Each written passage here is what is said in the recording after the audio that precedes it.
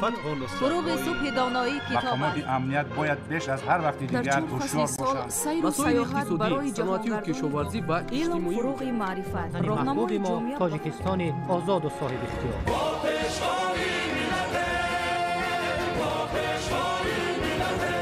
دوست باشید، اتفاق باشید، شکرانه همین دولت کنید، شکرانه همین سرزمین کنید، شکرانه کنید که چنین وطن عزیز و محبوب دارید.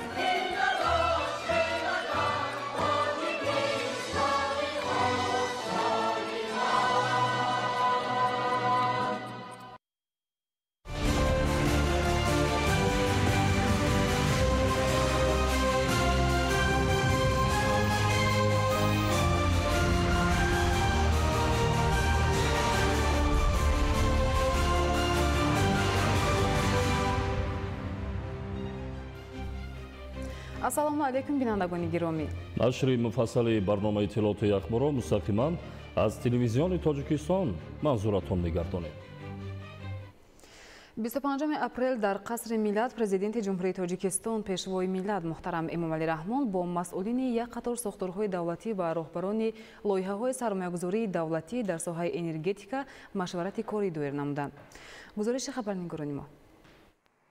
25 апрел дар қасри миллат президенти ҷумҳурии Тоҷикистон пешвои миллат муҳтарам Эмомалӣ Раҳмон бо масъулини як қатор сохторҳои давлатӣ ва роҳбарони лоиҳаҳои сармоягузории давлатӣ дар соҳаи энергетика машварати корӣ доир намуданд. президенти кишвар муҳтарам Эмомалӣ Раҳмон таъкид намуданд ки ҳадафи кори машварат баррасии татбиқи лоиҳаҳои сармоягузории давлатӣ дар соҳаи энергетика, хусусан лоиҳаҳо оид ба кам намудани талафоти нерӯи барқ ва бартараф кардани камбудиҳои ҷойдошта дар ин самт мебошад. ҳамзамон бо ин сарвари давлат муҳтарам Эмомалӣ Раҳмон изҳор доштанд ки масъалаи таъмин намудани аҳолӣ ва соҳаҳои иқтисодиву иҷтимоӣ бо нерӯи барқ аз афзалиятҳои аввалиндараҷаи давлат ва ҳукумат маҳсуб ёфта дар ин самт ҳукумати кишвар тадбирҳои зиёдеро амалӣ намуда истодааст. зикр гардид ки таи солҳои соҳиби истиқлолии ҳукумати кишвар барои зиёд кардани иқтидори истеҳсоли нерӯи барқ, мустаҳкам сохтани инфрасохтори низоми энергетикӣ, сарфаҷӯӣ ва истифодаи самараноки нерӯи барқ 36 лоиҳаи сармоягузории давлатиро ба маблағи 89 миллиард сомонӣ амалӣ намуд. аз ҷумла дар самти пас намудани талафоти нерӯи барқ 3 лоиҳа ба маблағи умумӣ 1.1 миллиард сомонӣ амалӣ гардида, татбиқи боз 3 лоиҳаи дигар ба маблағи 2.9 миллиард сомонӣ идома дорад. соли 2024 дар соҳаи энергетика боз 11 созишномаи нав барои татбиқи 7 лоиҳаи сармоягузории давлатӣ ба маблағи 9.6 миллиард сомонӣ ба имзо расид, ки барои ноилшавӣ ба ҳадафҳои стратегии рушди иқтисоди миллӣ мусоидат менамояд. пешвои миллат муҳтарам Эмомалӣ Раҳмон иброз намуданд ки дар натиҷаи амалисозии иқдомҳои ҳукумати кишвар доир ба рушди соҳаи энергетика зиёда аз 2000 мегаватт иқтидорҳои нав ба кор андохта, ҳаҷми истеҳсоли нерӯи барқ аз 17 миллиард киловаттсоати соли 1991 ба 22.4 миллиард киловаттсоат дар соли 2024 афзоиш дода шуд. роҳбари давлат таъкид намуданд ки ҳоло дар кишвар татбиқи 20 лоиҳаи сармоягузории давлатӣ дар самти энергетика ба маблағи умумии 1 миллиарду 653 миллион доллар идома дорад, ки 36% маблағи умумии лоиҳаҳои сармоягузории давлатиро ташкил медиҳад. яъне қисми асосии маблағҳои ҷалбшаванда маҳз ба соҳаи энергетика равона карда шудааст. сарвари давлат муҳтарам Эмомалӣ Раҳмон ба масъалаҳои ҳарчи зудтар бартараф кардани мушкилоту масъалаҳои ҳалталаби соҳаи энергетика, хусусан комилан беҳтар намудани таъминоти нерӯи барқ ба аҳолии кишвар ва соҳаҳои иқтисоди миллӣ таваҷҷӯҳи хоса зоҳир намуданд. дар ин робита президенти кишвар муҳтарам Эмомалӣ Раҳмон сарфаҷӯӣ ва истифодаи самараноки нерӯи барқро ҳамчун амри муҳиму ногузир вазифагузорӣ намуданд. ба андешаи роҳбари давлат масъалаи талафоти нерӯи барқ ва истифодаи ғайриқонунии он дар кишвар ташвишовар боқӣ мемонад. бинобар ин таъкид гардид ки барои ҷорӣ намудани назорати ба ҳисобгириву истифодаи дурусти нерӯи барқ агентии назорати энергетикӣ назди президенти ҷумҳурии Тоҷикистон таъсис дода шуд ва дар қонунгузории кишвар барои истифодаи ғайриқонунии нерӯи барқ ҷавобгарии ҷиноятӣ پیش بینی گردید. در مشورت کاری روند تطبیق لایحه‌های سرمایه‌گذاری دولتی در ساحه انرژتیک، وسعت بخشی جریان وسیع حسابکنک‌های برقی معاصر و عملی سازی تدبیرهای دیگر پیش بینی شده در سمت پس کردن تلفات نیروی برق بررسی شد. از روی این مسئله ها معاون سروزیر کشور عثمان علی عثمانزاده، رئیس کمیته دولتی سرمایه‌گذاری و اداره اموال دولتی سلطان رحیمزاده، دیرکتور گنرالی جمعیت سهامی کشاده برق تاجیک محمد عمر اساسزاده، دیرکتور مؤسسه دولتی مرکز اداره لایحه‌های بخش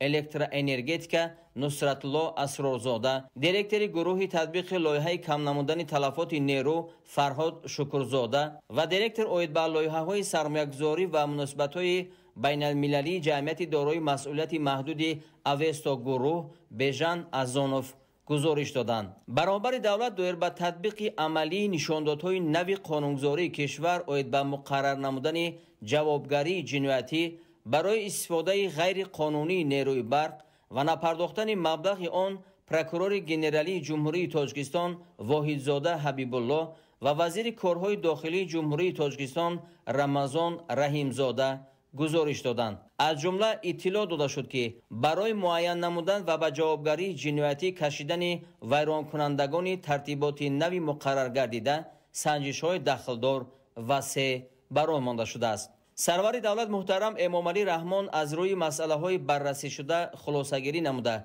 در نزد مسئولین وظیفه های مشخص گذاشتند. از جمله پرزیدنت کشور سپارش دادند که برای کم کردن تلفات نیروی برق و استفاده ثمرانک آن همچون مسئله محوری تأمین کننده رشد اجتماعی و اقتصادی کشور همه‌جانبه چاره‌جویی کرده شود. اینچنین با مقصد برطرف نمودن کمبودی‌های موجوده و تقویت روند تطبیق ثمرانک لایحه‌های سرمایه‌گذاری دولتی به وزارت و اداره‌های مربوطه و راهبران لایحه‌ها بار دیگر تاکید نمودند که نظارت روند تطبیق لایحه‌های سرمایه‌گذاری دولتی را خصوصاً در سمت کم کردن تلفات نیروی برق درست به راه مانده برای سر وقت و با صفت برگزار نمودن آزمون‌های خرید و اجرای قراردادهای بسته شده تدبیرهای ضروری اندیشند. سرور دولت به مسئولین ساحه دستور دادند که با استفاده از امکانات و واسطه‌های موجوده از جمله توسط واسطه‌های اخبار عامه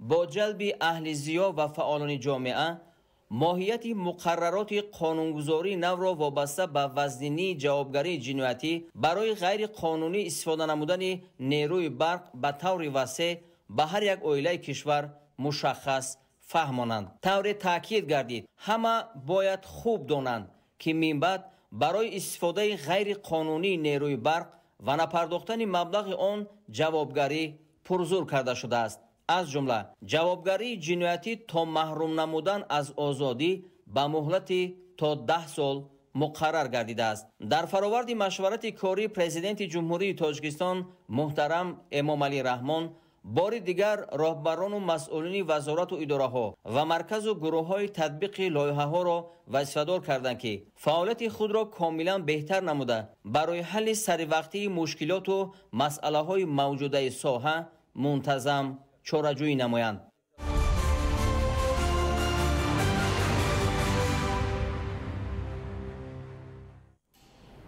سربازیری تاجیکستان قاهر расулзода در شهر مسکو با رئیس حکومت فدراسیای روسیه میخائیل میشوستین واخوری نمود. در ملاقات وضع و دورنمای همکاری در ساحه‌های گوناگون از جمله انرژتیک، صنعت، نقلیات، معارف و فرهنگ مورد بررسی قرار گرفت. سربازیری مملکت قاهر расулзода ملاقات و مذاکرات را ادامه سیاست سازنده سران دولت‌ها برای به سطح نوی رشد برآوردن شریکی استراتژی و همپیمانی تاجیکستان و روسیه نامید. توجه زیاد به گسترش رابطه‌ها بین منطقه‌های دو کشور، افزایش حجم سودای متقابله و بنیاد کارخانه‌های مشترک صنعتی ظاهر گردید. گفتگوی سودمند همچنین اطراف دیگر موضوعهای مورد توجه دو جانب صورت گرفت. امروز کاروان نوبتی ماشین‌های پربار با کمک‌های پیشوای ملت پرزیدنت جمهوری تاجیکستان محترم امامعلی رحمان برای مردم از زمین لرزه ضرر دیده ناحیه‌های رشت و تاجیک‌آباد سفر برگردید. یادداشت می‌شویم که روز 13 اپریل در نتیجه زمین لرزه که در حدود جمهوری تاجیکستان به قید گرفته شده بود، در ناحیه‌های رشت و تاجیک‌آباد خسارات به قید گرفته شد. با نظرداشت سریع وقت برطرف نمودن پیامدهای این آفت طبیعی، رسانیدن کمک به مردم و برطرف نمودن مشکل‌های پیش آمده در اساس دستور و سفارش‌های پرزیدنت جمهوری تاجیکستان پیشوای ملت محترم امامعلی رحمان کمیسیای حکومتی تشکیل شده در دایره تدبیرهای عالی بشردوستانه، تطبیق سیاست اجتماعی دولت و سهمگذاری در حل مشکلات و عاقبت‌های به بار آورده آفت طبیعی تدبیرهای مؤثر اندیشیده می‌شوند. فخرالدین محمد یوسف گزارش می‌دهد.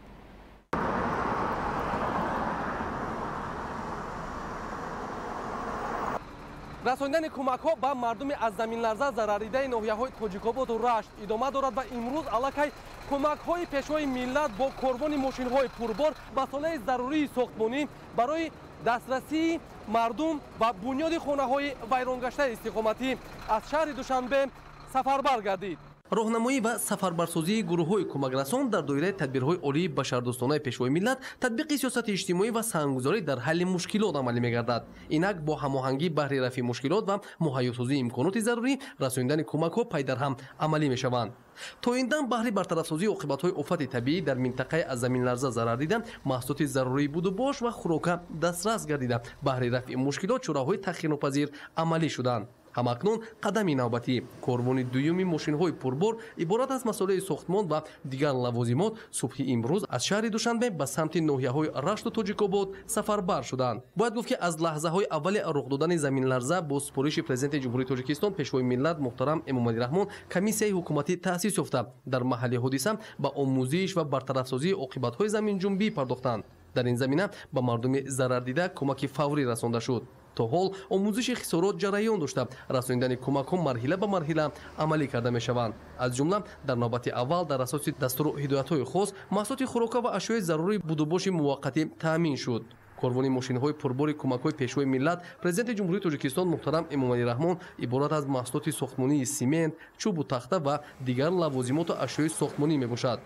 حالا طبق سپارش سرور دولت محترم امامعلی رحمان برای هر چه زودتر برطرف نمودن پیامدهای زمین لرزه قبلا رخ داده تدبیرهای مؤثر اندیشیده میشوند. باید گفت که امروز آینده مردم شرفمند کشور همیشه در مد نظر اساسگذار صلح و وحدت ملی پیشوای ملت پرزیدنت جمهوری تاجیکستان محترم امامعلی رحمان بوده. بهره آسوده‌حالی و رشد و انکشاف مردم کشور تدبیرهای ثمربخش راه اندازی می‌گردند.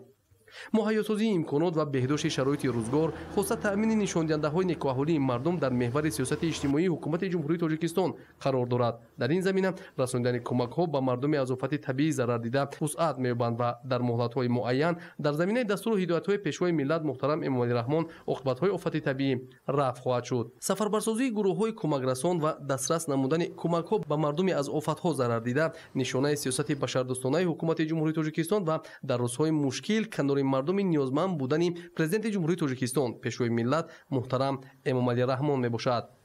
فخرالدین محمد یوسف، رجب علی محمدعلی، قبیل کوگانов، اخبار.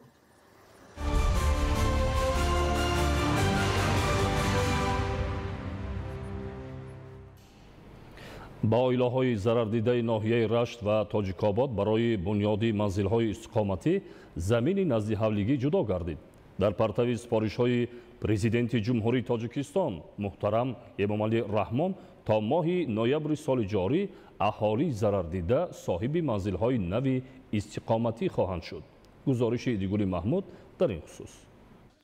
در پرتو سپارش‌های پرزیدنت جمهوری تاجیکستان محترم امامعلی رحمان تا ماه نوامبر سال جاری اهالی ضرر دیده باید صاحب منزل‌های نو استقامتی شوند.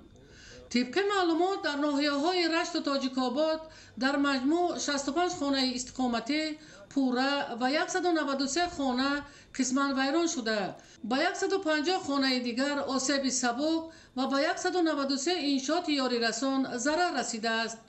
از جمله یک بیمارخانه منطقوی، 2 بنگاه طبی، 8 انشاءات مؤسسه‌های تأسیسات میانه عمومی و دیگر انشاءات ضرر دیدند. در مجلس غیر نوبتی حکومت جمهوری تاجیکستان پرزیدنت کشورمان محترم امامعلی رحمان و ساختارهای مربوطه برای جدا نمودن قطعه‌های زمین نزد حولگی با عائله‌های خانه‌هایشان ویران شده بهر بنیاد منزل‌های استقامتی سپارش داده بودند. این است که ساختارهای داخلدار ناحیه رشت در مساحت پیش‌بینی شده برای اهالی ضرر دیده قطعه‌های زمین را جدا کردند تا خانه‌های استقامتی با طرح نو و با طلبات معیارهای ساختمانی بنیاد کرده شوند. امروز در موضع زرنگک جماعت دهاتی هیچبورگ با 19 تا ضرر دیدگان از آفات طبیعی ضرر دیده 2 هکتار 48 سوتیق زمین جدا کرده نشانه گذاری کرده با هر یک اینها تاریخ قراپارتویی تقسیم کرده داده شد در هیئت کمیسیه ناحیوی. در ناحیه تاجیک‌آباد علاقه برای بنیاد منزل‌های نو استقامتی از حساب اگنتی ذخیره‌های دولتی مصالح ساختمانی ذخیره کرده شده. تکنیک‌های کمیته حالت‌های فوق‌العاده و مدافع گردنی برای کشانیدن مصالح ساختمانی و ریگ و شغل آماده می‌باشند. برای بنیاد منزل‌های استقامتی باشد در موضع بیخف قطعه‌های زمین جدا گردیده کارهای ساختمانی در روزهای نزدیک آغاز می‌گردد. در یک قطار دهات دوردست ضرر دیده ناحیه تاجیک‌آباد افسران و سربازان کمیته حالت‌های فوق‌العاده و مدافع گردنی در بنیاد تکرسی خانه‌های استقامتی به عائله‌های ضرر دیده کمک رسانیده ایستادند. ایدیگل محمود دادرجان میرزازاده برای برنامه اخبار از منطقه رشت.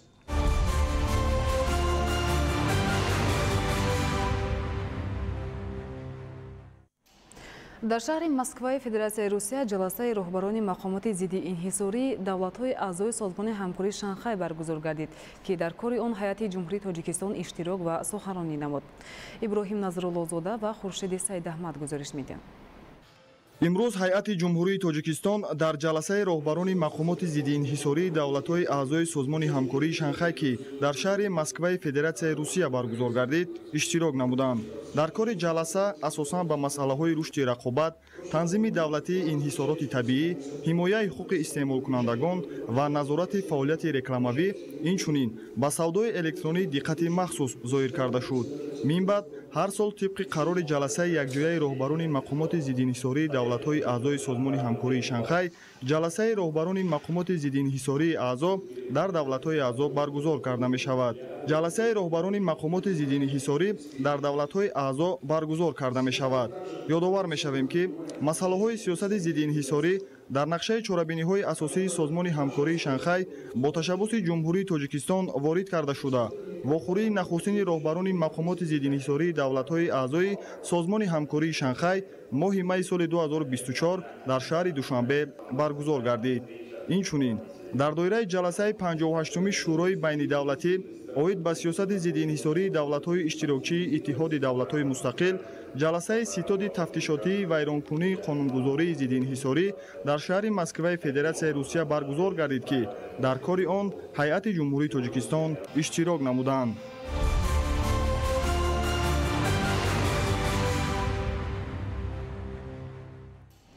дастхатҳои қалъаи мух ба рӯйхати ҳофизаи ҷаҳонии созмони юнеско шомил гардид. ин ёдгории гаронбаҳои таърихӣ ки соли 1932 ба оғози ҳафриёт дар ин макон оғоз бахшид дар қатори 74 чунин дастхату ҳуҷҷатҳои нодири ҷаҳон ба ин рӯйхат дохил карда шуд. мавриди зикр аст ки бо ташаббусу талошҳои пайгиронаи президенти ҷумҳурии тоҷикистон пешвои миллат муҳтарам эмомалӣ раҳмон давоми солҳои соҳибистиқлолӣ дар самти шинохти фарҳангу тамаддуни миллати кӯҳанбунёд тадбирҳои зиёде мавриди амал қарор дода шуд. гузориши ҳамкорони мо. боз як ёдгории таърихии тоҷикон ба рӯйхати ҳофизаи ҷаҳонии созмони юнеско дохил гардид. солҳои соҳибистиқлолии тоҷикистон бо ташаббусу талошҳои пайгиронаи президенти ҷумҳурии тоҷикистон пешвои миллат муҳтарам эмомалӣ раҳмон дар самти шинохти фарҳангу тамаддуни миллати кӯҳанбунёд тадбирҳои зиёде мавриди амал қарор гирифтанд. шомил шудани чандин ёдгориҳои таърихиву фарҳангӣ ва табиии тоҷикистон ба рӯйхати ёдгориҳои ин созмони бонуфузи ҷаҳонӣ баёнгари он аст ки тоҷикистон тавонист дар ин муддат барои шиносоии таъриху тамаддуни қадима ба ҷаҳониён иқдомҳои муассиреро عملی سازد. اینک دستخطهای قلعه مغ که با شرافت بازیافت آن سال 1932 و تحقیق صحیفه‌های تاریخ وادی زرافشان، آخرین شاه پنجکنت دوران اصطلاح عرب، دوشتیچ، کشفیات و آموزش من بعده یادگاری‌های عصر میانگی بر وقتی وادی، شهرداری و خواجگیداری، رسم و رسوم عائله‌داری، سودای داخلی، وضع سیاسی و اجتماعی، برقرار نمودن تاریخ سیاسی آسیای مرکزی آن دوره ابتدا گذاشته شد. در قطار 74 چنین دستخط حجت‌های نادر جهان بر روی خط حافظه جهانی سازمان یونسکو داخل گردیدند. دوره شرقشناس روس یکی از محققان متن‌های سغدی اولگا سمیرنووا نوشته است: بار اول نام پنجکن در دستخط‌های سغدی از کوه مغ یافت شده که متعلق چاریک اولی عصر 8 هستند ثبت شده است. آن ابتدای کشف و تحقیق شهر پنجکن قدیم گردید. دستخط‌های قلعه مغ با پیشنهاد پژوهشگاه تحقیق آسیای مرکزی و مرکز جهانی میراث خطی که از نهادهای سازمان یونسکو هستند به این رویخط داخل کرده شدند. خبری وارد نمودن این یادگاری‌های تاریخی بر روی خط مذکور سنه 17 اپریل سال 2025 در سامانه یونسکو نشر شده بود. یادآور می‌شویم که قلعه کوه مغ یا قلعه مغ در بلندی که بین ساکنان محلی با نام کوه مغ شناخته شده است در ساحل‌های چپ دریای زرافشان و دریاچه کوم در بلندی 1411 متر از سطح بحر جایگیر است. طرح بنای قلعه راست‌کنجه بوده، آن از 5 حجره و یک دهلیز عبارت است که در عموم 18.5 به 19.5 متر اندازه دارد. قلعه همچون قلعه ابرگرد نیز در یک منبع عربی ثبت شده است که همچون آخرین پناهگاه دوشتیچ، حاکم پنجکن و شاه سغد دانسته می شود. قلعه نچندان کلان با 4 حجره رواقپوش دراز و دهلیز پیوست کننده این حجره ها بنیاد یافته احتمال از 2 آشیانه عبارت بود و به آشیانه های بالایی طریق زینه‌پایه ها می برآمدند. دیوارهای بیرونی آن از 1 متر تا 2 متر قفسی دارند. بهار سال 1932 ساکن دهه خیرآباد ناحیه عینی جورعلی محمد علی در خرابه‌های قلعه کوه مغ دستخطی را می‌یابد. بعداً این دستخط اول به شهر دوشنبه و سپس به شهر سنت پتربورگ فرستاده می‌شود. پس از معین گردیدن که این دستخط به خط سغدی نوشته شده است، ماه می سال 1933 و بعداً ماه نوامبر همان سال هیئت تحقیقگران برای آموزش به قلعه می‌آیند و سال 1946 نیز گروهی باستانشناسان به یادگاری آمده آن را دوباره اندازه‌گیری می‌نمایند. در نتیجه حفریات سال 1933 از قلعه کوه مغ 75 دستخط سغدی پیدا گردیده است که حالا در فیلیال اینستیتوت شرقشناسی اکادمی علم‌های روسیه در سنت پتربورگ نگاه داشته می شود. در شکل مکمل سال 2008 از جانب عالم مشهور زبان سغدی ولادیمیر لیوشیتس بازنشر شدند. غیر از بایگانی این چنین زیاده از 400 مواد مدنیت مادی و چند سکه پیدا گردیدند که حالا در آثارخانه ارمیتاژ سنت پتربورگ حفظ شدند. مندرجه حجت‌ها را اصلاً متن‌های حقوقی، خواجگیداری، معاشرت، مراجعت و مکاتبه‌های دیپلماتی تشکیل می‌دهند. قلعه کوه مغ از مهمترین رویدادهای آخر عصر 7 و ابتدای عصر 8 هجوم اجنبیان به سرزمین سغد، شهرداری و خواجگیداری، رسم و رسوم عائله‌داری، سودای داخلی، وضع سیاسی و اجتماعی و غیره شهادت می‌دهد.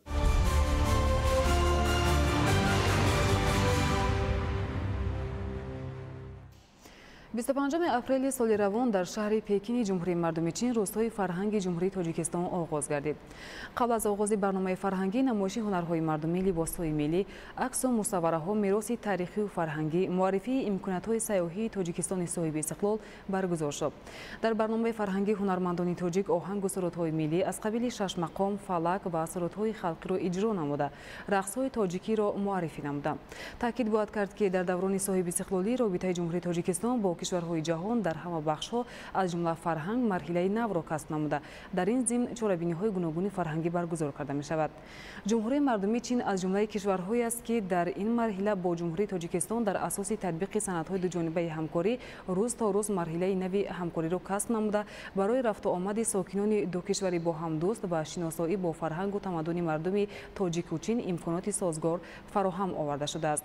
روزهای فرهنگ جمهوری تاجیکستان در جمهوری مردمی چین در زمینه سیاست موفقانه و باورور سران دو دولت با هم دوست عملی گشته قدم استوار است در عملی شوی نقشه‌های مشخص بهر تقویت همگرایی دو جانبه.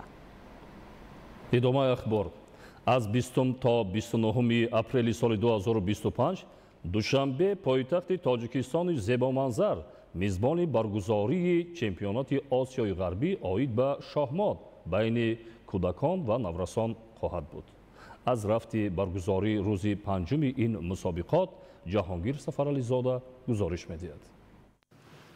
дар ин чорабинии муҳими варзишӣ танҳо кишвари моро зиёда аз 100 нафар шоҳмотбозони наврас муаррифӣ мекунанд ки ҳадаф танҳо якест ба даст овардани ғолибият.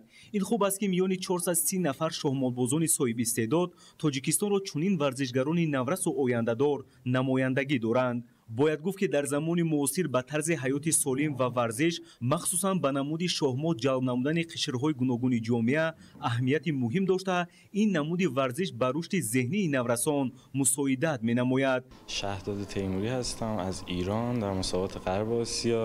امروز روز پنجم مسابقاته که داره برگزار میشه و مسابقات در سطح خیلی بالایی از همه کشورهایی که میتونستن در مسابقات شرکت کنن مدعیان خیلی قدرتمندی اومدن و سطح مسابقات بالاست و مسابقات هم به بهترین شکل داره برگزار میشه. من سفر اولم هستش که به تاجیکستان میام. دوشنبه هم وقتی وارد شدیم زیبایی خیلی زیادی داره. فرهنگ تاجیکستان خیلی جالب و غنی نشون میده. خیلی خوشحالیم که توی دوشنبه و تاجیکستان داریم مسابقه رو بازی میکنیم.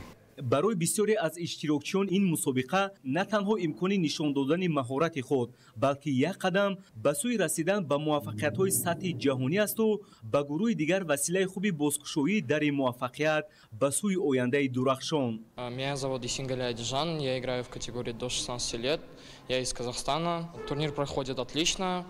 Сейчас вот прошел тур, я выиграл. Всем добрый день, я нахожусь, сопровождаю сына, мы из Казахстана. Душанбе очень красивый город, я была в детстве. Конечно, детская память не так много задержала, но сейчас я в восторге от вашего города. Очень зеленый, а какие люди доброжелательные, это нет слов. Всем большое спасибо, удачи всем, кто на соревнованиях. Очень дружелюбная обстановка, ну, нет слов. Одни эмоции, как говорится. Большое спасибо за гостеприимство. ташкил ва роҳандозии чемпионати мазкур аз як ҷиҳат барои рушд ва тақвияти ҳамкориҳои сатҳи ҷаҳонӣ дар риштаи варзиш замина гузорад, аз тарафи дигар барои дарёфт ва рушди истеъдодҳои ҷавон дар самти ин нави варзиши зеҳнӣ мусоидати фаъол менамояд. яъне ҳар як тадбир бо ин ё он мақсад рӯи даст гирифта мешавад. чемпионати шоҳмот низ аз ҳадафҳои навбатӣ дар роҳи оммавигардонии варзиш ва тараққиёти он дар кишвар аст. Я Лейсли Дарья из России. В Таджикистане мне очень нравится. Организация хорошо, а турнир сам в целом у меня складывается нормально. Я довольна. Душанбе красивый город. Я раньше никогда не была. В этот раз первый раз, и я пока не пожалела, что поехала. Здравствуйте, меня зовут Шабнам. Мы являемся организаторами данного чемпионата. Чемпионат Западной Азии по шахматам среди кадетов и юниоров впервые проходит в Душанбе и объединил более 400 участников с 13 различных стран региона. Мы очень рады видеть такое огромное количество заинтересованных шахматистов. Все с большим энтузиазмом и интересом прибывают на каждый раунд. Спасибо большое всем участникам. яке аз бартариятҳои ин нави варзиши зеҳнӣ дар замири одамон одобу ахлоқ ва хислатҳои нек аз қабили инсондӯстӣ, дурбинӣ, накӯкорӣ, воқеънигорӣ, танзими ҳаёти ҳаррӯза, мустақилона фикр рондан ва масъулиятшиносиро бедор менамояд. бо дарки ҳамин маънӣ бо шиёри тоҷикистон ба пеш имрӯзҳо варзишгарони мо дар тамоми риштаҳои варзиш гомҳои устувору созанда мегузоранд. ҷаҳонгир Сафарализода, Зайниддин Ҷаббор, шаҳри Душанбе, ахбор.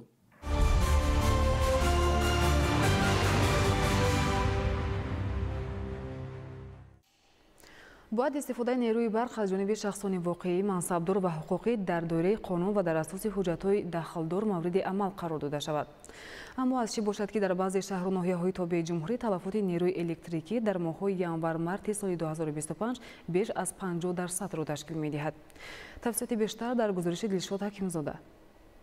дар стратегияи миллии рушди ҷумҳурии Тоҷикистон барои давраи то соли 2030 таъмини амнияти энергетикӣ ва истифодаи самарабахши нерӯи барқ яке аз ҳадафҳои стратегияи рушд муайян карда шудааст. ҷиҳати расидан ба он ҳукумати мамлакат тамоми тадбирҳоро андешида марҳила ба марҳила қонунгузории соҳаро такмил медиҳад. аз он ҷумла 15 апрели соли равон президенти мамлакат муҳтарам Эмомалӣ Раҳмон ба қонунҳое ки маҷлиси намояндагон ва маҷлиси миллии маҷлиси олии ҷумҳурии Тоҷикистон қабул ва ҷонибдорӣ намуданд имзо гузоштанд. قانون جمهوری تاجیکستان درباره وارد نمودن الوه‌ها به کودکس جنایتی جمهوری تاجیکستان از جمله قانون‌های امضا شده میباشد. این تدبیر به خاطر پیشگیری تلفات نیروی برق و غیرقانونی استفاده بردن آن میباشد. چونکه طبق معلومات دسترس در ماه‌های ینور مارت سال 2025 در شهر ترسونزاده تلفات نیروی برق 24.5%، ناحیه شهر نو 31.4%، شهر وحدت 28.5%، رودکی 1 31.2%، رودکی 2 37.8%، ناحیه ورزوب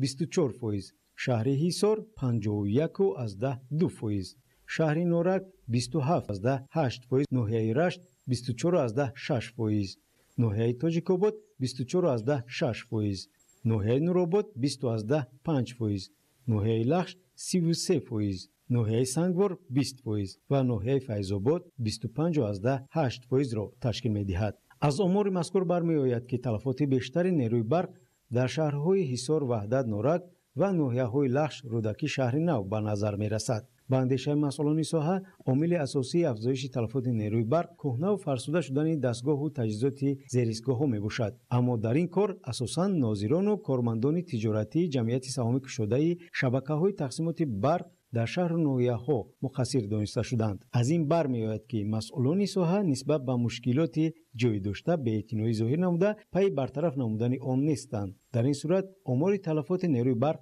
با سرعت بلند افزوده است. این در حالی است که برای استفاده قوه برق به پیوست‌کنی به تجهیزات حساب برقی خودسرانه پیوست شدن به شبکه و دستگاه‌های تامینات برق، استفاده قوه برق و گرمی به اسباب‌های ضروری نظارتی و به حسابگیری یا به شرطنامه با تشکیلات تامینات قوه برق و گرمی کندن و شکستن تمغه‌های مقرر شده اسباب‌های اندازه‌گیری، اینچنین از بیرون دخالت نمودن به تجهیزات حساب برقی و تغییر دادن نشانداد آن با مقصد نسپاریدن مبلغ استفاده قوه برق هنگام نبودن علامت‌های ترکیب جنایت، جزای مأموری در شکل جریمه مأموری نسبت به شخصان واقعی به اندازه از 20 تا 30، به شخصان منصبدار از 30 تا 50 و به شخصان حقوقی از 200 تا 300 نشان دهنده برای حساب‌ها تطبیق کرده می شود. همچنین طبق قانون جمهوری تاجیکستان درباره وارد نمودن الوه‌ها به کودکس جنایتی جمهوری تاجیکستان هنگام آشکار شدن جنایت غیرقانونی استفاده بردن نیروی برق به مبلغ کلان یا مخصوصاً کلان با استفاده از وظیفه خدمتی از جانب گروه شخصان، گروهی متشکل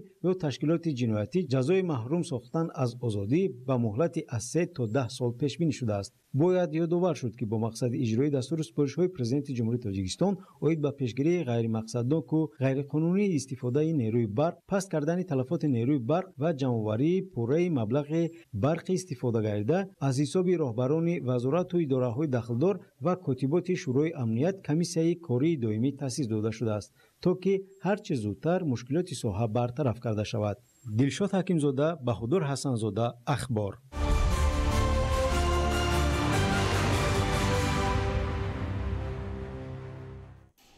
ҳизби халқии демократии тоҷикистон чун ҳизби созандаю бунёдкор пайваста иқдомҳои созандаро дар доираи барномаҳои худ баҳри ободу зебо гардонидани ватани муқаддас тоҷикистон бо ҷалби аъзои пурифтихораш амалӣ менамояд.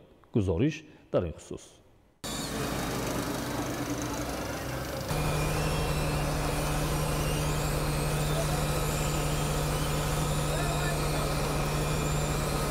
ҷиҳати иҷрои дастуру супоришҳои раиси маҷлиси вакилони халқи шаҳри душанбе муҳтарам рустами эмомалӣ, вакилони маҷлиси вакилони халқи шаҳри душанбе ва ноҳияҳои пойтахт дар таблиғу ташвиқи ҳадафҳои созандаи ҳизб, рушду пешрафти иқтисодию иҷтимоӣ, бо самбеҳтар намудани сатҳи хизматрасониҳо ба шаҳрвандон, корҳои созандагию ободонӣ дар ҳудуди маҳаллаҳои шаҳри душанбе нақши арзишманд мегузоранд.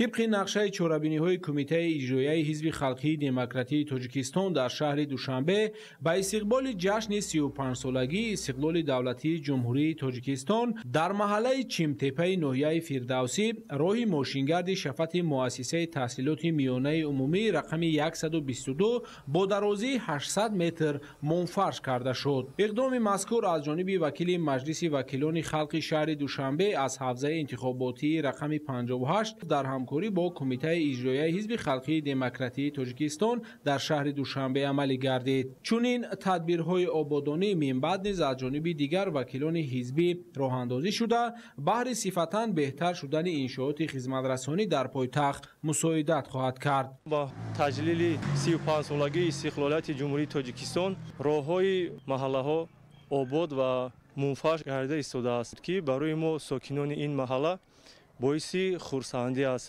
ва барои нақлиёт бениҳоят мусоид аст. роҳи мазкур ҷавобгӯ ба талабот ва қоидаҳои муосири роҳсозӣ бунёд шуда, ба таъмини бехатарии ҳаракати муназзами воситаҳои нақлиёт ва сатҳи баланди хизматрасонии мусофиркашонӣ мусоидат менамояд. дар тадбири ободонӣ, таҷдиду мунфаршкунии роҳи мошингард техникаи соҳабӣ ҷалб шуда, маҳсулоти баландсифат истифода шудааст.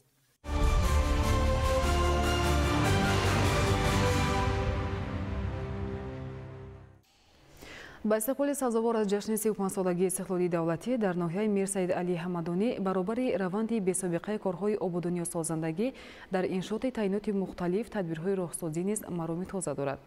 аз ҷараёни корҳои сохтмонии ҷодаҳои ҳудуди ноҳия ҳамкорамон Анваршоҳ Саидализода гузориш медиҳад. идомаи тадбирҳои роҳсозӣ дар ноҳияи Мир Саид Али Ҳамадонӣ таи чанд соли охир дар ҷамъияти шаҳрак ва деҳоти ноҳияи Мир Саид Али Ҳамадонӣ бо дастгириҳои ҳукумати Ҷумҳурии Тоҷикистон, мақомоти иҷроияи ҳокимияти давлатӣ ва соҳибкорони ватандӯсту шахсони саховатпеша роҳҳои аҳамияти маҳаллӣ доштаи ноҳия таъмиру навсозӣ гардида истодааст. дар идомаи корҳои ободонию созандагӣ ба истиқболи ҷашни 35-солагии истиқлолияти давлатии Ҷумҳурии Тоҷикистон мунфаршнамоии роҳи маҳаллии шаҳраки Москва Турдию Фархор ба нақша гирифта шудааст, ки яъни ҳол марҳилаи аввали корҳо, яъне тахту ҳамворкунии роҳ ҷараён дорад. ин тадбир бо ташаббуси мақомоти иҷроияи ҳокимияти давлатӣ, самгузории сокинони бароманд ва соҳибкорони меҳанпараст ба роҳ монда шуда, ҳамзамон техникаҳои соҳавии муассисаи давлатии нигоҳдории роҳҳои автомобилгари ноҳия сафарбар карда шуданд. сокинони ноҳия аз мушкилии роҳ ва дучор шудан ба монеаҳо ҳангоми гузаштан аз ин масир дар солҳои қаблӣ ҳарф мезананд. аз ин рӯ пеш гирифтани чунин иқдоми созандаи ташаббускоронро василаи хуби бартарафсозии мушкилоти дар ин самт ҷой дошта, самгузорӣ дар татбиқи босамари сиёсати созандаву бунёдкоронаи пешвои миллат президенти Ҷумҳурии Тоҷикистон муҳтарам Эмомалӣ Раҳмон инчунин рушди бемайлони инфраструктури деҳот арзёбӣ менамоянд. тибқи нақша корҳои тахту ҳамворкунии роҳи маҳаллии шаҳраки Москва Турдию Фархор масофаи 14 километр роҳро дар бар гирифта, паҳнои он 6 метр ва қафси қабати мунфарш зиёда аз 7 сантиметр дар назар дошта шудааст. таври маълум аст, ҳоло корҳо мувофиқи мақсад ба роҳ монда шуда, ташаббускорон талош варзида истоданд, ки ҳарчи зудтар корҳои мунфаршкуниро оғоз намоянд. тадбирҳои роҳсозӣ дар ҳудуди ноҳияи Мир Саид Али Ҳамадонӣ давоми 5 соли охир вусъати бесобиқа дорад. дар ин замина бояд ёдовар шуд, ки соли гузашта 20 километр роҳи аҳамияти маҳаллӣ доштаи ноҳия мунфарш, 6 километр шағалпӯш, ду паҳлӯи роҳи мунфарш карда шуда Чароғон, Сабзу Хуррам ва ҷойборҳои шафати роҳ бетонпӯш гардида буданд. раванди бесобиқаи корҳои роҳсозӣ дар ин ноҳия аз тарафи сокинони қавии ирода ва шахсони саховатпеша самараи пойдории истиқлоли комили кишвар буда, иттифоқию иттиҳодии мардум ва зиндагии шоистаи сокинони ин ноҳияро бозгӯӣ менамояд. Анваршоҳ Саидализода, Сайҳомиди Шариф, ноҳияи Мир Саид Али Ҳамадонӣ, ахбор.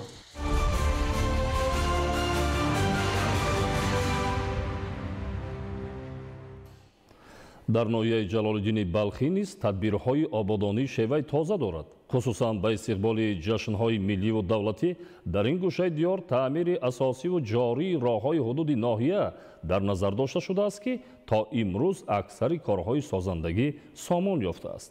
матлаби Исмоил Соҳибназарён ва Мусои Нурмуҳаммад дар ҳамин хусус омода гардидааст. бо мақсади дар сатҳи баланди омодагӣ ва дастовардҳои арзандаи меҳнатӣ истиқбол намудани ҷашни 35-солагии истиқлоли давлатӣ дар ноҳияи Ҷалолиддини Балхӣ таъмиру азнавсозӣ ва бунёди зиёда аз 340 иншооти гуногун таъйинот ба нақша гирифта шудааст. дар ин замина дигар амалҳои созанда ба монанди таъмиру азнавсозии роҳу пулҳои мошингузар низ дар ҳама ҷамоати шаҳраку деҳоти ноҳия анҷом дода мешавад, ки дар ин самт сокинону соҳибкорони ватандӯсту ободгари ноҳия саҳми арзанда мегузоранд. дар ҳамин замина бо ҷонибдорӣ аз сиёсати ободгаронаи роҳбарияти олии мамлакат бо ташаббуси соҳибкори маҳаллӣ Раҳматулло Саъдуллоев дар марҳилаи навбатӣ зиёда аз 3 километр роҳҳои мошингарди маҳаллии ноҳия бо сатҳу сифати баланд мумфарш гардида истодааст. имсол нақша дорем ки зиёда аз 5 километр роҳҳое ки дар ҳудуди ҳамин ҷамоат ба азнансозӣ ниёз доранд мумфарш намоем.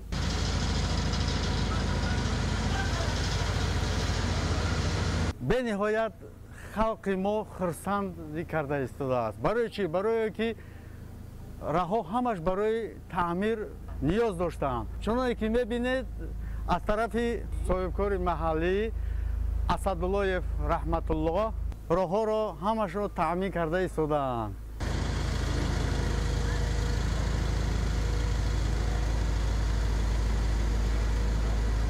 воқеан ҳам истиқлоли давлатӣ, ваҳдати миллӣ, татбиқи сиёсати бобарори роҳбарияти олӣ ва ҷонибдориву саҳмгузории сокинон дар ҳама минтақаҳо боиси рушди хоҷагии халқи мамлакат гардида, сокинон дар фазои осоиштаи ватани азиз аҳлона пайи кору фаъолият буда, барои боз ҳам беҳтар ва ба талаботи замон ҷавобгӯ гардонидани шароити рӯзгор ва тақвияти ободониву созандагиҳо дар маҳалли зисти худ талош менамоянд. сокинони ноҳияи Ҷалолиддини Балхӣ бо масъулияти баланди ватандорӣ иброз менамоянд ки имрӯз аёме фаро расидааст ки бояд ҳар як фарди худогоҳу ватандӯст пайи ободиву зебоии ҳар як гӯшаи меҳан саҳмгузорӣ намуда бо ободу назаррабо гардонидани манзили зист, кӯчаву роҳравҳо, шаҳру ноҳияҳо ва дар маҷмӯъ Тоҷикистони азиз ҷашни 35-солагии истиқлоли давлатиро бо дастовардҳои баланд дар ҳама ҷабҳаҳо истиқбол намояд.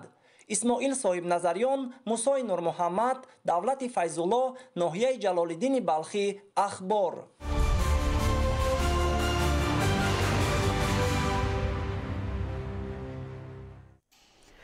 омӯзиши равандҳои муосир ва тақвият додани робитаи илм бо истеҳсолот баҳри тавлиди маҳсулоти баландсифату рақобатпазири кишоварзӣ мусоидат мекунад. бо ин мақсад дар Донишгоҳи аграрии Тоҷикистон ҳамоиши илмӣ назариявӣ доир гардид. гузориш дар ин хусус. олимону донишмандони соҳаи кишоварзӣ роҳҳои мутобиқшавӣ ба тағйирёбии иқлимро дар самти зироати кишоварзӣ ҷустуҷӯ менамоянд. конференсияи байналмилалии илмии амалии докторантон ва омӯзгорон дар мавзӯи афзалиятнокии барномаи давлатии мақсадноки рушди илмҳои риёзӣ, дақиқ ва табиӣ барои солҳои 2021-2025 дар ҳалли мушкилотҳои соҳаи кишоварзӣ ва маориф бахшида ба ҳафтаи илм ки дар Донишгоҳи аграрии Тоҷикистон доир гардид, асосан ба самтҳои мутобиқшавӣ, рақамикунонӣ, бозорёбӣ ва ҳамгироии илму истеҳсолот ва дигар мавзӯъҳои дар шароити кунунии афзалиятнок равона гардид. ба таъбири донишмандон истифодаи зироати ба иқлим мутобиқшуда маҳсулоти кишоварзиро аз нестшавӣ ҳифз намуда имкон медиҳад ки ҳосили зарурӣ ҷамъоварӣ карда шавад. масъалаҳои асосии истифодабарии сабарноки заминҳо, мутобиқ шудан ба раванди тағйирёбии иқлим, гузаштан ба рақамикунонии соҳаи кишоварзӣ, инчунин гузаштан ба марҳилаи иқтисодиёти сабт, ҳамзамон ба ҳалли масъалаҳое ки амнияти бехатари маводи ғизоӣ дар кишвар ва дигар мушкилотҳои экологӣ ва дигар мушкилотҳои соҳаи кишоварзӣ мавриди баррасӣ қарор дода шуданд. конференсияи байналмилалии имрӯза нишон дод ки олимони тоҷик дар ҳалли масъалаҳои мазкур корҳои зиёдро марҳила ба марҳила ба анҷом расонданд ва дастовардҳои зиёдро дар соли 2025 сазовор гардиданд ки ин ҳам метавонад то як андоза дар ҳалли мушкилотҳое ки дар соҳаи кишоварзӣ ва илму маориф вуҷуд дорад равона карда мешавад. барои мутобиқ гаштан ба тағйирёбии иқлим ва паст намудани таъсири он ба соҳаи кишоварзӣ бояд таҷрибаҳои илмӣ дар амал бештар татбиқ карда шавад. зеро ҳолати кунунӣ ва таъмини талаботи бозори истеъмолӣ бо маводи ғизоӣ ниёзи аввал аз илму истеҳсолот робитаи ҳарчи бештарро тақозо дорад. омӯзишу равандҳои муосир ва тақвият додани робитаи илм бо истеҳсолот баҳри истеҳсоли маҳсулоти баландсифату рақобатпазири кишоварзӣ мусоидат мекунад.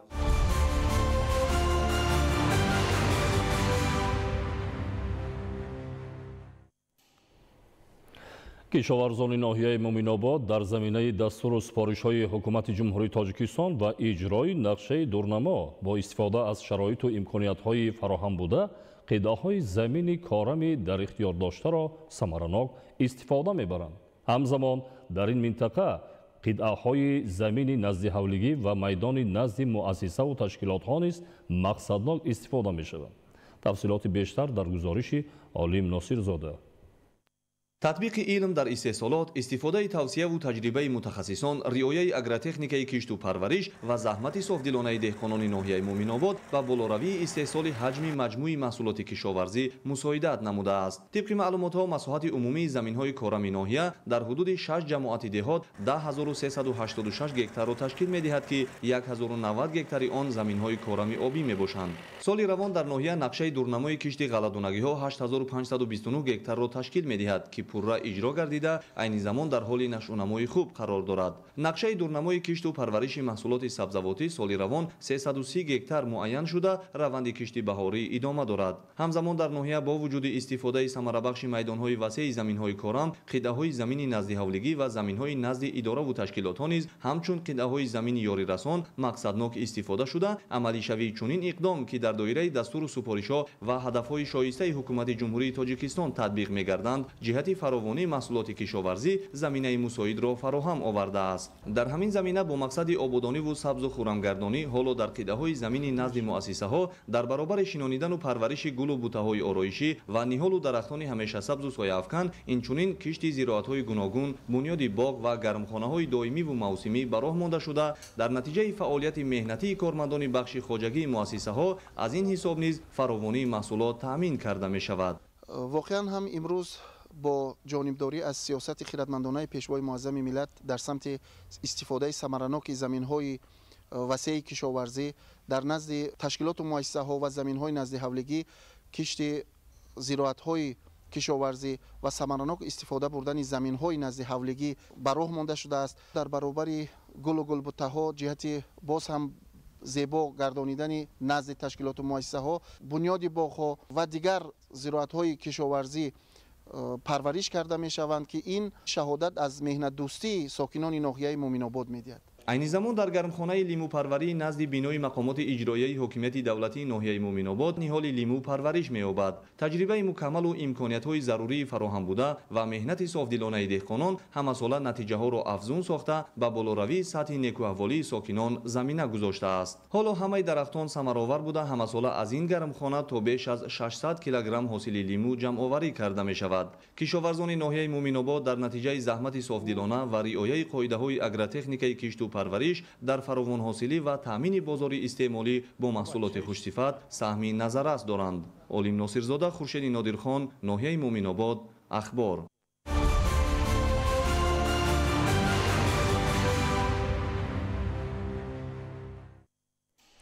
در موسم جاری کشاورزان شهر کنیبادام نقشه دارند که در مساحت 5690 گکتار زمین پخته کش نموده با رعایت همه‌جانبه قاعده‌های اگرتکنیکی حاصلناکی این نوع زراعت را بلند بردارد. از این نشان دهنده تا امروز در مساحت بیشتر از 4000 گکتار پخته کش کرده شده است. معلومات بیشتر در گزارش عبدالوهاب عبدالستار و الیاس باباجان.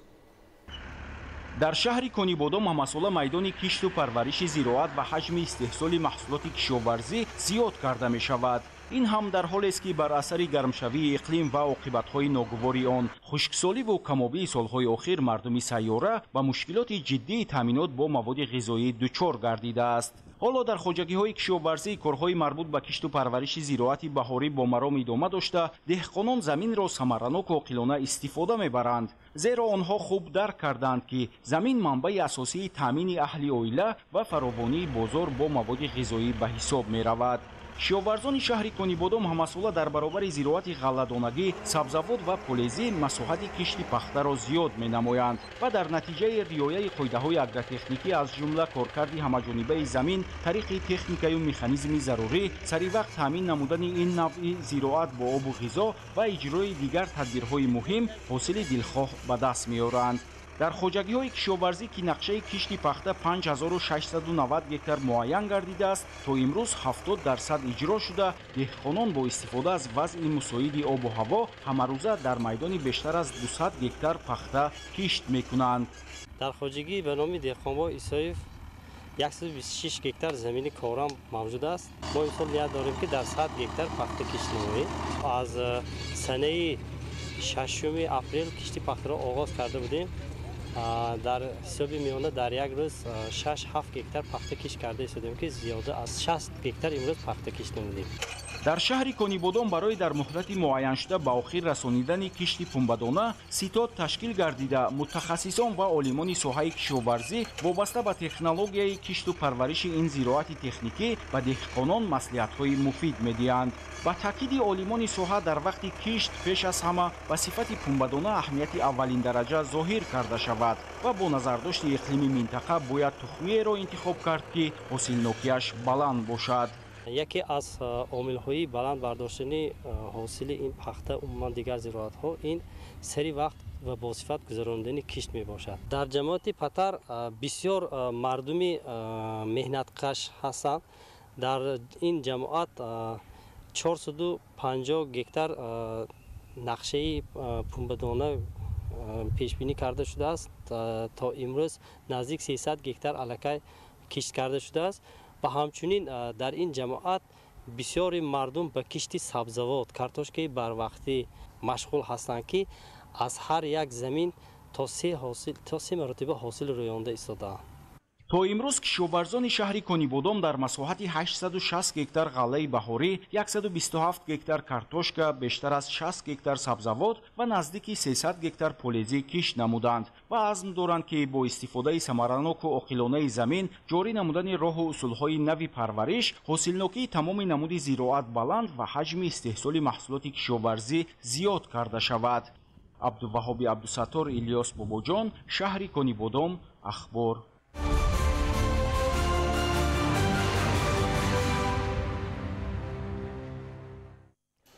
давоми чандес дар кишвар даври аввали озмуни ҷумҳуриявии Тоҷикистон ватани азизи ман ҷараён дорад.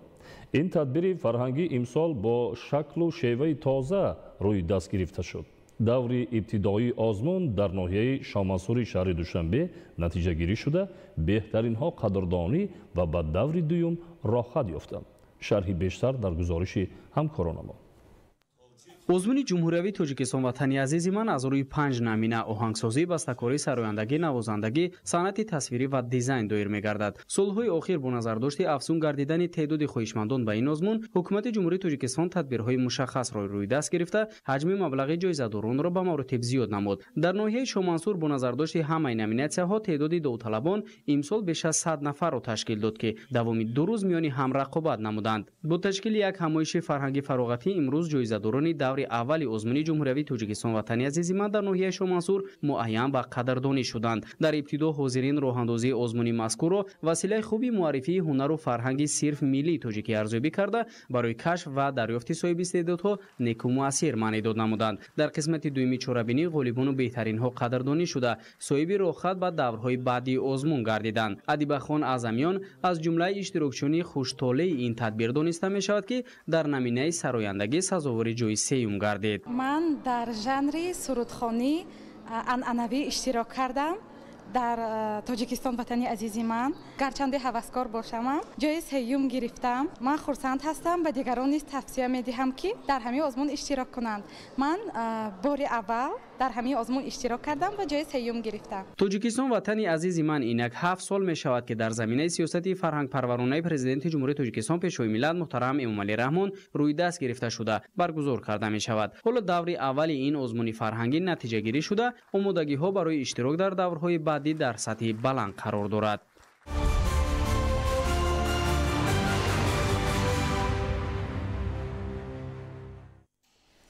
бо мақсади ҳосмонгардонӣ ва баландбардоштани мавқеи занон дар соҳаи бонкдорӣ, аз ҷумла дар баландбардоштани вазъи иқтисодию иҷтимоии занон дар ҷумъаи муосир, дар шаҳри Душанбе озмуни 20 бонуи муваффақ дар соҳаи бонкдорӣ ва 20 соҳибкорзани муваффақи Тоҷикистон ҷамъбаст гардид. гузориши Мансури Ҷалол дар ин хусус.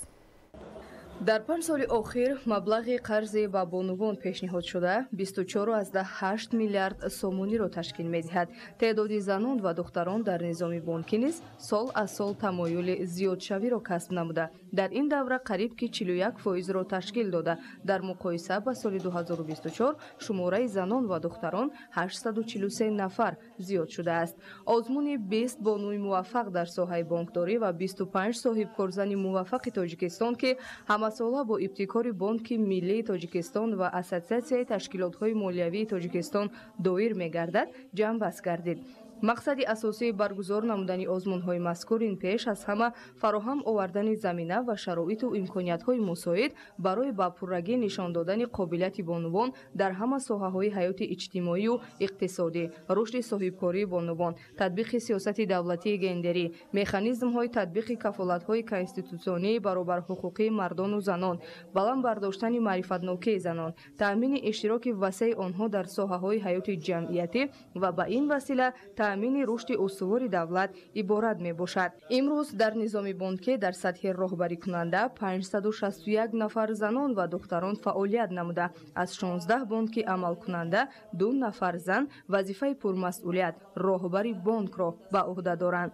من نرگس ابراهیمова менеджер оид ба рушди кормандон дар бонки Хата фаъолият мекунам. дар соҳаи бонкдорӣ зиёда аз 18 сол аст ки фаъолият мекунам. имрӯз барои ман рӯзи хеле хурсандӣ аст. орзуи деринаи ман буд, зеро ба ташкилкунандагони ҳамин озмун, алохусус ба Бонки Миллии Тоҷикистон ва ҳамаи ташкилкунандагон миннатдории худро баён менамоям ки меҳнати манро аз ҷумла дар соҳаи фаъолияти бонкӣ қадрдонӣ намуда имрӯз сазовори озмун ба 20 солагии соҳаи бонкдории занон ҷумҳурии Тоҷикистон сазовор гардиданд. ғолибон барои фаъолияти назаррасу намунавӣ, таҷрибаву малакаи баланди касбӣ, саҳмгузорӣ дар рушду пешрафти соҳаи бонкдории мамлакат, иштироки фаъолона дар чорабинҳои ҷамъиятиву фарҳангӣ ва ғайра интихоб гардиданд. ташкил ва баргузории чунин озмунҳо барои ҳавасманд намудани занону бонувони ҷумҳурӣ ва баландбардоштани завқи онҳо нисбат ба касби худ мусоидат намуда, дар рушду пешрафти соҳаи бонкдории мамлакат нақши муассир мегузоранд.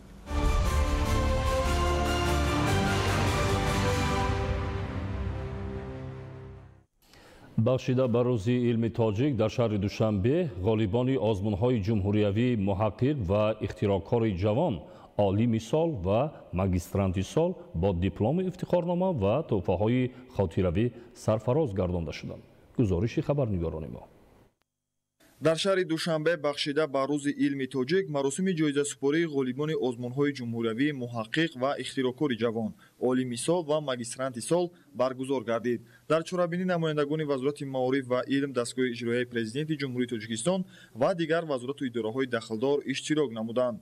зимни баргузории чорабинӣ масъулини вазорати маориф ва илм аз дастовардҳои вазорат дар самти илм ёдовар шуда иброз намуд ки дар партави сиёсати маорифпарваронаи пешвои миллат муҳтарам Эмомалӣ Раҳмон баргузории озмунҳои ҷумҳуриявӣ муҳаққиқ ва ихтироъкори ҷавон олими сол ва магистранти сол ва дигар озмунҳои илмӣ барои рушди илми тоҷик омили таъсиррасон ба ҳисоб меравад. озмуни ҷумҳуриявӣ муҳаққиқ ва ихтироъкори ҷавон байни донишҷӯён, магистрантон, докторантон аз рӯи ихтисоси PhD ва унвонҷӯёни муассисаҳои таълимии таҳсилоти олии касбӣ ва илмии ҷумҳурии Тоҷикистон баргузор гардида дар маҷмӯъ 187 кори илмӣ ва лоиҳаҳои ихтироъотӣ пешниҳод гардид.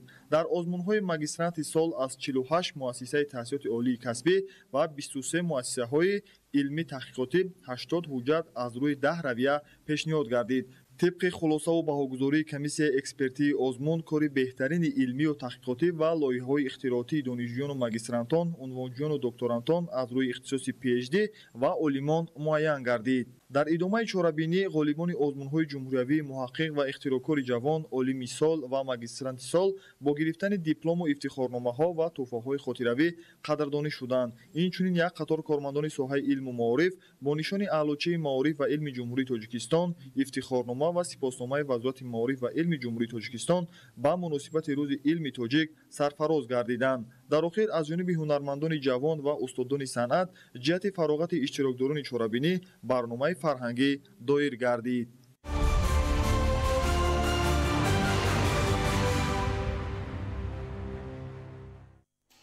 дар муассисаи давлатии таълимии литсеи президентӣ барои хонандагони болаёқати Тоҷикистон даври 4-уми олимпиадаҳои фанӣ аз фанҳои табиӣ, риёзӣ ва ҷамъиятӣ гуманитарӣ барои синфҳои 5-6 оғоз гардид. гузориш дар ин хусус. علم و معارف در سیاست اجتماعی حکومت جمهوری تاجیکستان افضلیت داشته. رشد ساحت تحت توجه پیوسته پرزیدنت جمهوری تاجیکستان پیشروی ملت محترم امامعلی رحمان قرار دارد. در افتتاح المپیادا از فن طبیعی، ریاضی و جمعیتی گومانیتاری ابراز گردید که بعد به دست آوردن استقلال دولتی ساحه علم و معارف مملکت تدریجا رشد نموده. در این دوره در مملکت آزمون و المپیاداهای گوناگون سطح با اشتراک فعال خوانندگان و دانشجویان صاحب استعداد پیوسته دایر می‌گردد. المپیاداهای فنی برای رشد توانایی‌های ذهنی، تبادل دانش و تجربه و تحکیم دوستی میان خوانندگان کشور زمینه گذاشته نردبان برای فتح قله‌های نو علمی میباشد. باید یادآور شد که چنین چاره‌بینی برای صنف‌های 5-6 از 10 فن تعلیمی گذرانده شده. بهترین‌ها صاحب جایزه‌های افتخاری می‌گردند. من نمازآور تخمینه خواننده صنف ششمی مؤسسه تحصیلات میانه عمومی رقم 36 شهر کلاب هستم. من اشتراکچی المپیادای فنی مکتب بچگان از فن متماتیکا میباشم. حالا ما در دور جمهوری این المپیادا قرار داریم و ما چه طوری که میتوانیم و تا چه قدر که میتوانیم کوشش به خرج میدهیم تا در این دور اخیر یگان جای نمایان را سزاوار گردیم. المپیاداهای فنی فرصت خوبی برای نشان دادن سطح دانش و میدان برای سنجش دانش از خودکنی خوانندگان کشور بوده. برای تقویت و تکمیل ملکه‌های علمی فضای مساعد را فراهم می‌آورد. در آزمون اشتراکداران دانش، ملکه و استعدادهای توسط اجرای سفارش‌های تستی و ایجادی معرفی می‌نمایند که این همچون جنبه اساسی در بلند برداشتن سطح و صفت تعلیم دانسته می‌شود.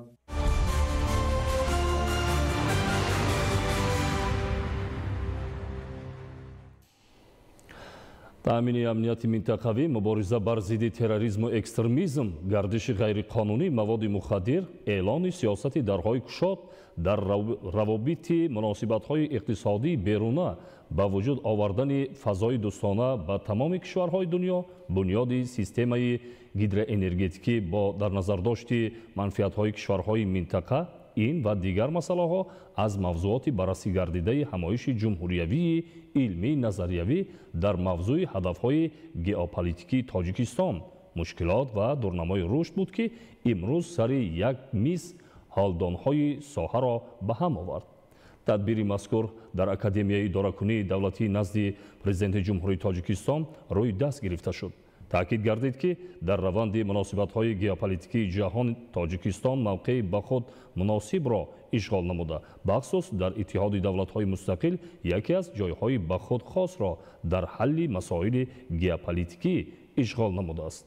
ба узвияти созмонҳои бонуфуз ва муҳими байналмилалӣ пазируфта шудани ҷумҳурии Тоҷикистон далели равшани интихоби роҳи дуруст дар сиёсати хориҷӣ, мавқеи устувор, пайдо шудани эътимоду боварӣ ва арҷу эҳтиром гузоштан ба кишвари мо мебошад, гуфта шуд дар ҳамоиш. муборизаи мубодилаи афкор ба кори чорабинии илмӣ анҷом бахшид. امروز در شهر وحدت وخوری نمایندگان ساختارهای حفظ حقوق با فعالان کارمندان بخش‌های گوناگون شهر وحدت خصوصا رهبریت مؤسسه‌های تعلیمی همگانی و تحصیلاتی تا مکتبی برگزار گردید. ضمن برگزاری چوره‌بینی ابراز گردید که با توجه از دستگیری‌های پیوسته حکومت جمهوری تاجیکستان با مقصد فراگیری نسل نورس برای از بر نمودن علم‌های زمان و آموزش زبان‌های خارجی تدبیرهای ضروری عملی می‌گردد. تاکید گردید که در برابر دانش آموزی نسل نورس مربیان و آموزگاران شروع از مؤسسه‌های تا مکتبی غایه‌های وطن دوستی و خویشتن‌شناسی را در ضمیر کودکان و نورسان جای داده آنها را چون انسان مهنت دوست به کمال رسانند. ادامه اخبار. در شهر بانکوک تایلند چمپیونات آسیا آید به جودو با اشتراک ورزشگران 30 کشور قاره آغاز گردید. در قطار ورزشگران صاحب نام منطقه جودوکاران کشور ما نیز برای مقام‌های افتخاری تلاش می‌ورزند. از جمله در روز یکم محمد صالح قوتوف، عابد جیبوف و امامعلی نورعلی صاحب نشانه‌های برنجی گردیدند. شرح بیشتر در گزارش همکاران ما. در روز اول چمپیونات آسیا با جودو که در شهر بانکوک تایلند جریان دارد، تاجیکستان را سه ورزشکار محمد صالح قواتوف، امامعلی نورعلی و آبی جیبوف معرفی کردند. محمد صالح قواتوف در وزن تا 60 کیلو در دور اول آزاد بود. قواتوف رقابت‌ها را در دور دوم مقابل میزبان چمپیونات جتسکادور سوکای آغاز نمود. این جودوکار تاجیک حریفش را در ثانیه‌های اول با پرتافت زیبا به تخت‌پوش زد و امتیازی پام به دست آورد. در مرحله چهارگ‌نهایی پهلوان ما با شیرزاد دولتوف از قزاقستان نیروسنجی نمود. متاسفانه در جریان این دیدار ورزشکار قزاق از یک ضد حمله استفاده نموده امتیازی پام به دست آورد و در نیروسنجی مذکور دست بالا شد. محمد صالح باشد مبارزه را در دور تسلی بخش ادامه داد. او در یک رقابت سخت و سنگین که تا وقت‌های طلایی طول کشید بر نماینده بحرین روسلان پولتوراتسکی ظفر یافته امکان به دست آوردن نشان برنجی را پیدا نمود. برای به دست آوردن نشان برنجی چمپیونات آسیا محمد صالح قواتوف با نورودیل الژان از قزاقستان روی تاتامی برآمد. 4 دقیقه وقت اساسی نیروسنجی بدون به دست آوردن نتیجه نظر از جنب شد. در ثانیه‌های اول گلدن سکور پهلوان تاجیک صاحب امتیاز یوکو گردید و یکی از مدال‌های برنجی چمپیونات آسیا را در وزن تا 60 کیلو مال خویش کرد. جودوکار صاحب نام تاجیک اشتراکچی بازی‌های تابستانه المپیک پاریژ 2024 امامعلی نورعلی که در وزن تا 66 کیلو هنرنمایی میکند در رقابت اول خویش در چمپیونات آسیا با تویلو موراتوف از ترکمنستان دست به گریبان شد. بیشتر از 1 دقیقه ماندن تا انجام واخوری امامعلی صاحب امتیاز یوکو شد و محض همین امتیاز پهلوان تاجیک را در رقابت مذکور پیروز گرداند. در رقابت دوم خویش امامعلی نورعلی با ابوالفضل محمودی جودوکار ایرانی نیروسنجی کرد. امامعلی در سبقت مذکور با آسانی حریف خویش را شکست داد.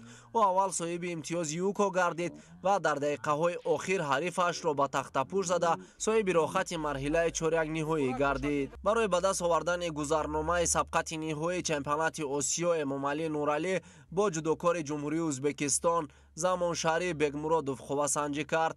در دیدار مذکور هرچند ورزشکار تاجیک در برابر حریف خویش مهارت ارزنده نشان داد اما با 3 شیدو مغلوب شد.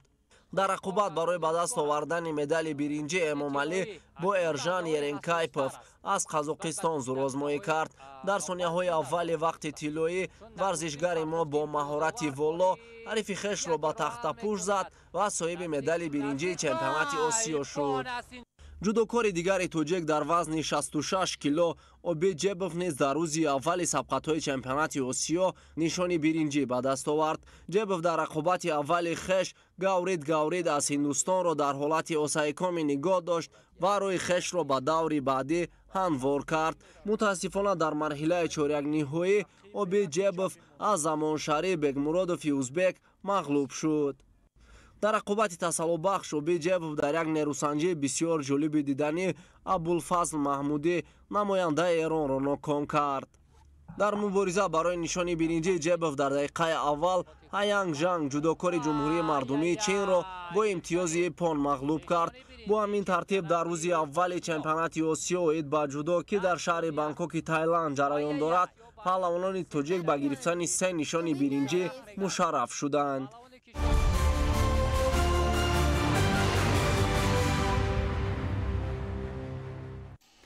امروز در شهر دوشنبه جلسه مشورتی سمیناری بازآموزی و مراسم قرعه‌کشی مسابقه بین‌المللی اوید به گوشتنگیری برگزار گردید.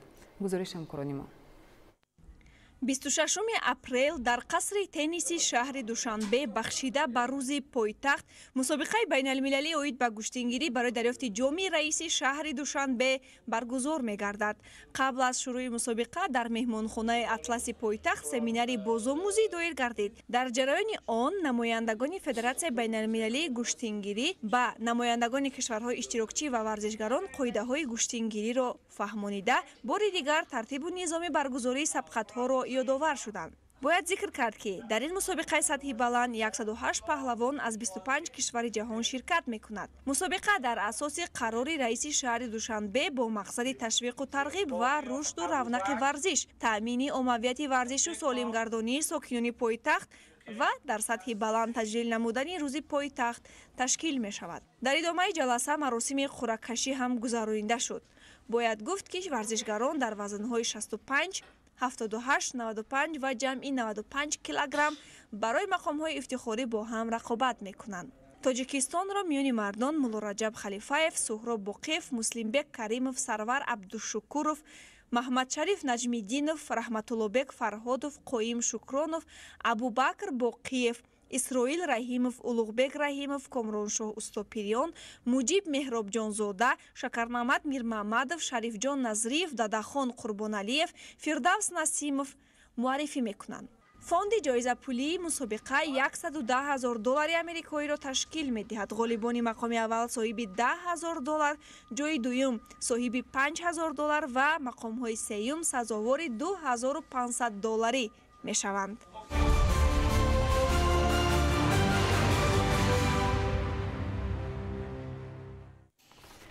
بینندگان گرامی، نشر مفصلی برنامه اطلاعاتی اخبار خاتمه می‌یابد.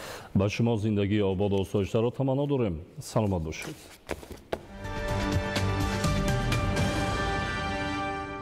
سلام بینندگان گرامی، شما را با وضع هوای مملکت برای پگاه 26 اپریل سال 2025 شناس می‌نماییم. متخصصان اگنتی آب و هواشناسی مملکت اطلاع می‌دهند که در ولایت مختار کوهستان بدخشان هوای به بارش پیشگویی شده. حرارت هوا در غرب ولایت شبانه 27 درجه گرم، روزانه 14-19 درجه گرم در نظر داشته شده است. در شرق ولایت شبانه 27 درجه خنک، روزانه 7-12 درجه گرم می شود. در ولایت ختام هوای تغییر بنده به بارش پیشگویی می شود. حرارت هوا در وادی شبانه 10-15 درجه گرم، روزانه 29-31 درجه گرم می شود.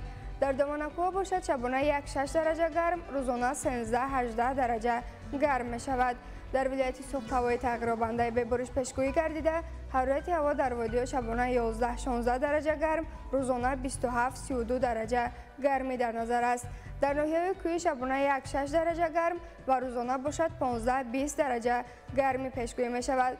در ناحیه توبه جمهوری هوا تغییر بنده به بارش پیشگویی می شود. حرارت هوا در وادی شبانه 10-15 درجه گرم، روزانه 29-31 درجه گرمی در نظر است. در ناحیه کوه شبانه 7-12 درجه گرم، روزانه 20-25 درجه گرم می شود. در شهر دوشنبه هوای تغییر بنده به بارش پیشگویی می شود. حرارت هوا شبانه 10-12 درجه گرم، روزانه 25-27 درجه گرمی خواهد شد. بینندگان گرامی، در همه گونه وضع هوا به شما تعبیر خوش و بالیده را تمنا داریم. خیر.